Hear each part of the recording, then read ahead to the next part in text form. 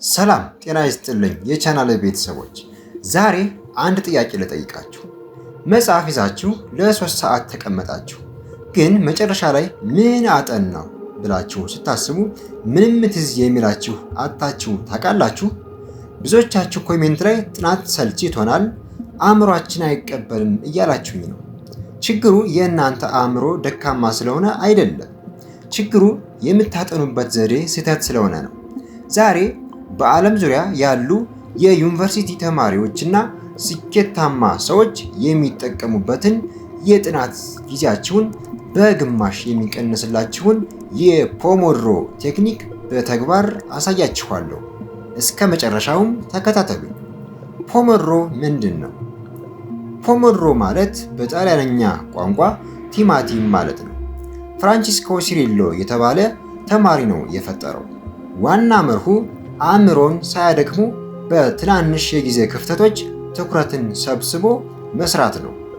ለምሳሌ አእምሯችንን ልክ እንደ ስልክ ባትሪ አስቡት።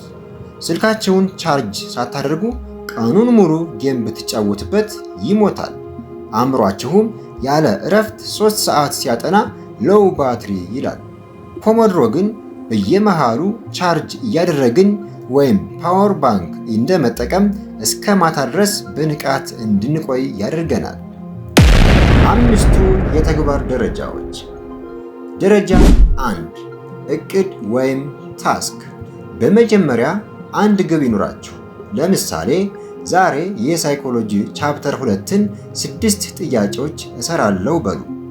ግቡ ግልጽ ሲሆን አእምሮ አይፈራም። ደረጃ 2 25 ደቂቃ ፎከስ። ታይመራችሁን ለ25 ደቂቃ አውርዱ ወይም አስቀምጡ።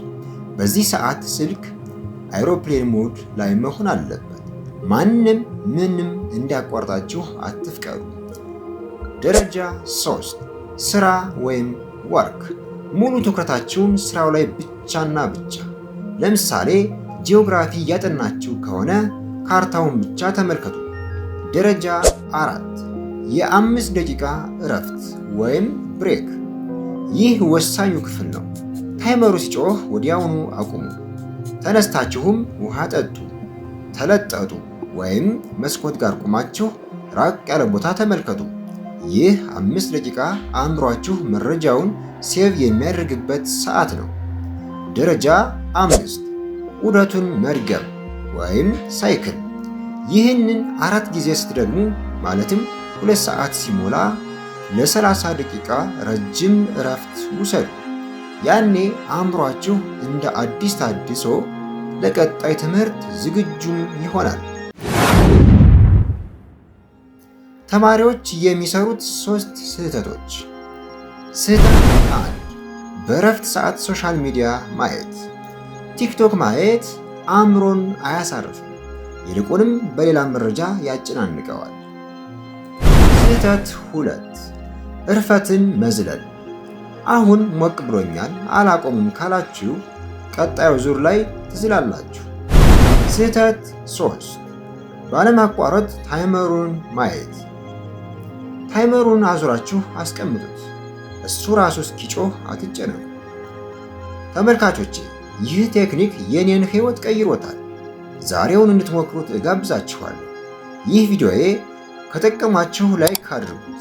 እንዲሁም በቀጣይ የትኛውን የማጥኛ ዘዴ ላሳያችሁ፣ ፋይንማን ቴክኒክ ወይስ አክቲቭ ሪኮል?